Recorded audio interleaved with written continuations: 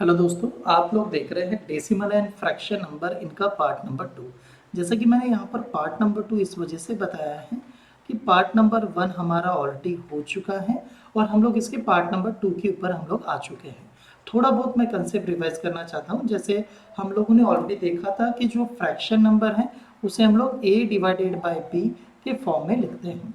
अगर आप fraction number को a डिवाइड बाई b के फॉर्म में भी रख दो तो जो ऊपर वाला नंबर है उसे हम लोग न्यूमरेटर कहते हैं। जैसे कि ये आपका न्यूमरेटर बन जाएगा और जो डिनोमिनेटर यानी b नजर आ रहा है इसको हम लोग डिनोमिनेटर d के बारे में बात करते हैं।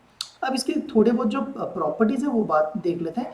जैसे इन्होंने फ्रैक्शन नंबर यहाँ पर x divided by y equal to 1 रखा है। अब अगर मैं कह दूँ a डिवाइडेड बाय b अगर इसकी वैल्यू 1 होती है तो ये तभी मुमकिन है जब a इक्वल टू क्या होना चाहिए, b होना चाहिए। तो ये इसकी प्रॉपर्टी यहाँ पर बता रही है। तीसरी प्रॉपर्टी की अगर बात करें, the value of fraction is a zero if the numerator is a zero and denominator is not a zero. ये बहुत इंपॉर्टेंट प्रॉपर्टी है। अगर हम लोग ऐसे कहें a डिवाइडेड बाई b, इसकी वैल्यू अगर जीरो तभी आती है जब a की वैल्यू जीरो होनी चाहिए और b की वैल्यू कभी भी जीरो नहीं होनी चाहिए। ठीक है। उसके बाद में नेक्स्ट प्रॉपर्टी की अगर बात करें तो अगली प्रॉपर्टी आपको यहाँ पर कह रहे the value of fraction is infinity if the denominator is a zero. यार जो डिनोमिनेटर है वो अगर जीरो होता है तो फ्रैक्शन की जो वैल्यू होती है वो पूरी तरह से इंफिनिटी हो जाएगी। बाकी की जो प्रॉपर्टीज है जैसे कि सेम नंबर से मल्टीप्लाई करें या सेम नंबर से डिवाइड करें तो वही होता है। जैसे कि आपको प्रॉपर्टी नंबर ये 5 में नजर आएगी कि डिनोमिनेटर और न्यूमरेटर को सेम नंबर से मल्टीप्लाई या डिवाइड कर दो सेम ही आंसर आ जाएगा। और ये कुछ बेसिक फॉर्मूलीज है जैसे कि हम लोगों ने ये आपको ऑलरेडी मैंने लिखा के दिया था कौन से टॉपिक में, अलजेब्रा के बेसिक फॉर्मूलीज में ये हम लोगों ने ऑलरेडी कवर किया है। तो यहाँ तक हमारा ऑलरेडी हो चुका है और मैं आशा करता हूँ कि आप सभी ने यहाँ तक पढ़ा भी होगा यार। ठीक है। तो अब यहाँ से आगे वाले जो एग्जाम्पल है वो मैं कंडक्ट करने वाला हूँ। अब देखिए पेज नंबर हम लोग अब जाते हैं नेक्स्ट एग्जाम्पल। अभी क्वेश्चन देखो यहाँ पर आराम से देखिए। विच, पहले एग्जाम्पल में मान रहा हूँ, which is the largest amount the number, इनमें से लार्जेस्ट नंबर क्या है।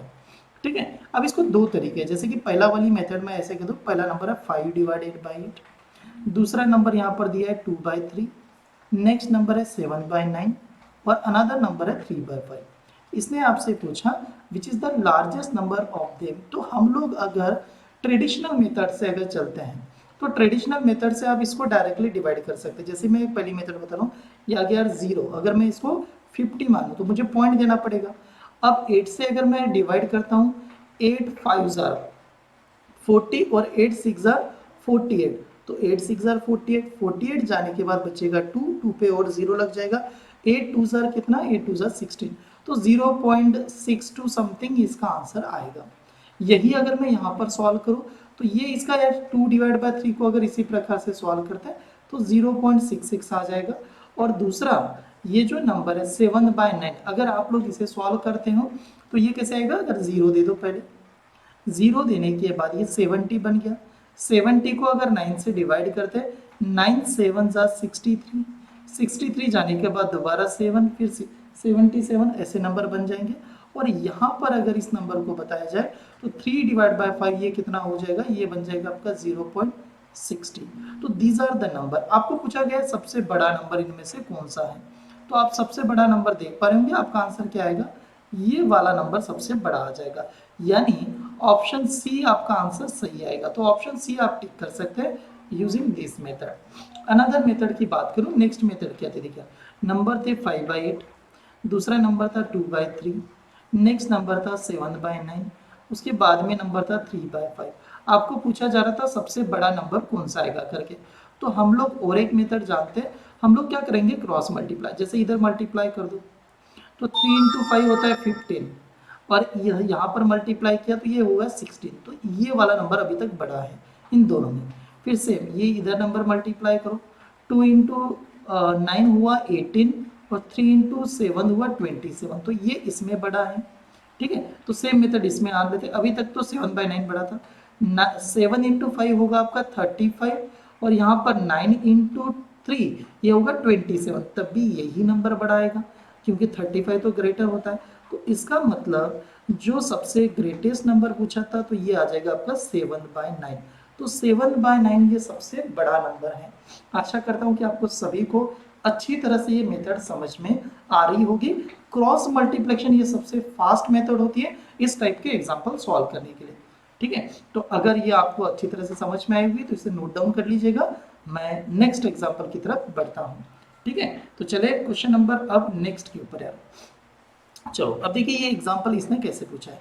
ये कह रहा है the list of the following, इनमें से सबसे छोटा नंबर कौन सा है। तो ये बहुत सिंपल सा क्वेश्चन है। एक तो 0.2 पहला ऑप्शन है, दूसरा ऑप्शन अगर एक देखो 0.2 का स्क्वायर पूछा है इसने।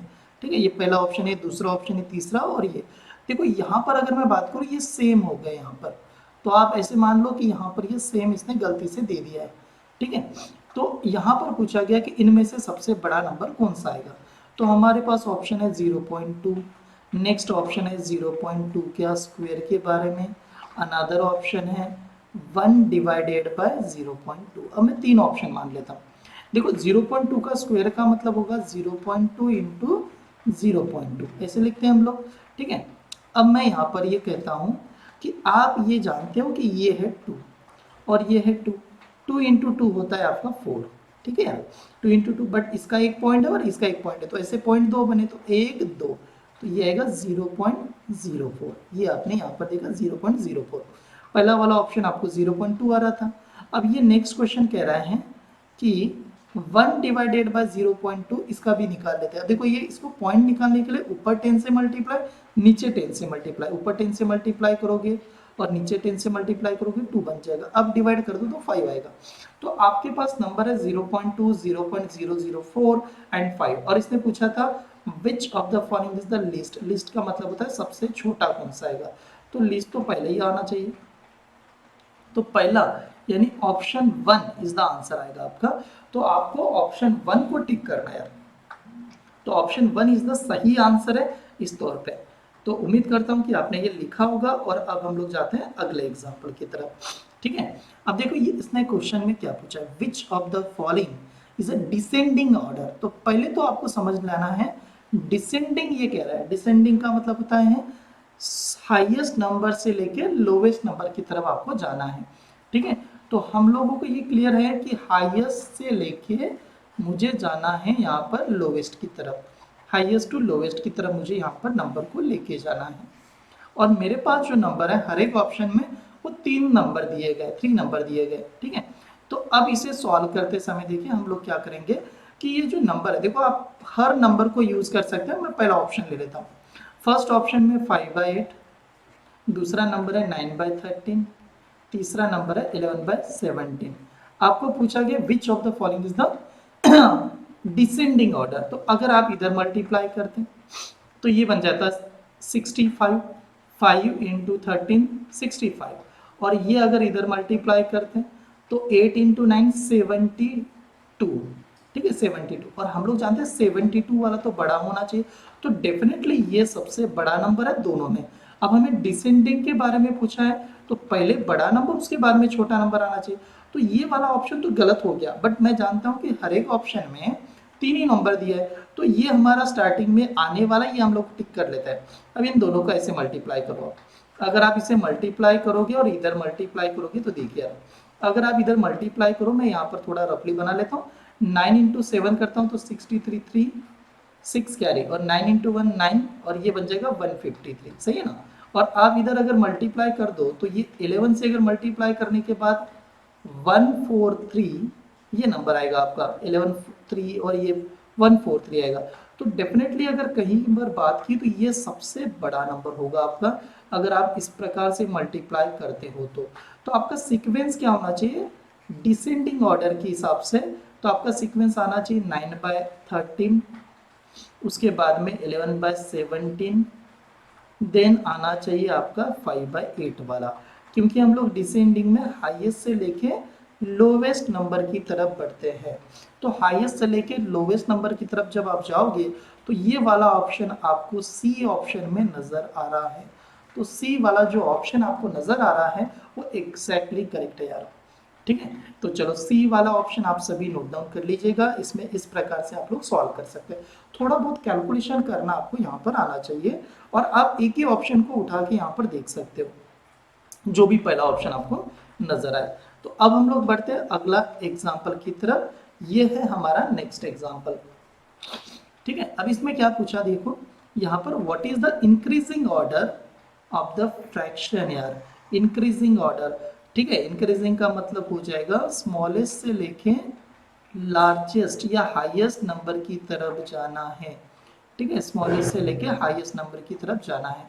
एक बात मैं आपको बताना चाहता हूँ, यहाँ पर अगर आप नंबर ऑब्जर्व करोगे तो ये जो नंबर है इनकी एक खूबी है, ये 6/7, 8/9, 7/9, 9/10, हर एक नंबर में न्यूमरेटर और डिनोमिनेटर को अगर ऑब्जर्व किया जाए एक का ही डिफरेंस है। तो डायरेक्टली अगर आप इसे देखोगे तो इस प्रकार से अगर पैटर्न आ जाए तो आप सीधा लिख सकते हो। तो स्मॉलेस्ट से लेके हाईएस्ट जाना पड़ेगा, तो 6/7 पहला आना चाहिए, उसके बाद में 7/8 आना चाहिए क्योंकि वो तो ऑलरेडी दिया है, देन आना चाहिए आपका 8/9 आना चाहिए, और देन आना चाहिए 9/10। आप इसे इस प्रकार से चेक कर सकते, देखो ये कितना आता है 48 और ये कितना है 49, तो ये बड़ा हुआ। ठीक है, मैं यहाँ पर देखिए मैं आपको दोबारा बता देता हूँ, कलर थोड़ा सा चेंज करूंगा जिससे आपको क्लियर हो जाए। 9 × 7 63, और ये 8 × 8 64, तो ये बड़ा हो गया। ये 80 और ये 81, तो ये बड़ा हो गया। तो ये सही ढंग से आपको एक पैटर्न मिल रहा है जहां पर हम लोग इसे अरेंज कर रहे हैं। तो ये वाला ऑप्शन आपको ढूंढना है, तो ये ऑप्शन आपको नजर आ रहा होगा, ये ऑप्शन है हमारा सी वाला ऑप्शन। तो ऑप्शन सी वाला एग्जैक्टली करेक्ट है यार। ठीक है, तो ये भी आपको समझ में आया होगा। अगर आपको लगा तो आप मुझे वहां पर कमेंट्स में बता पाएंगे कि कोई डाउट्स अगर आपको लगता है, नहीं तो आप वीडियो कॉलिंग के जरिए भी आप मुझे बता सकते हो। ठीक है, तो चलो अगला एग्जाम्पल जाते हैं नेक्स्ट एग्जाम्पल की तरफ। अब ये नेक्स्ट एग्जाम्पल कह रहा है which of the rational number is lies between 1/3 and 4/5। तो हमें ऐसा नंबर ढूंढना है कि 1/3 और 4/5 के बीच में आता हो। ठीक है, तो जाहिर सी बात है आपको ये ऑप्शन से पता चलेगा। देखो ऑप्शन में अगर जाएंगे तो उसी से हमें पता चलेगा। तो एक तो मेथड है कि सभी को हम लोग डायरेक्ट डिवाइड करके निकालें, बट इसमें टाइम चला जाएगा। तो हम लोग 1/1 कंसिडर करता हूँ।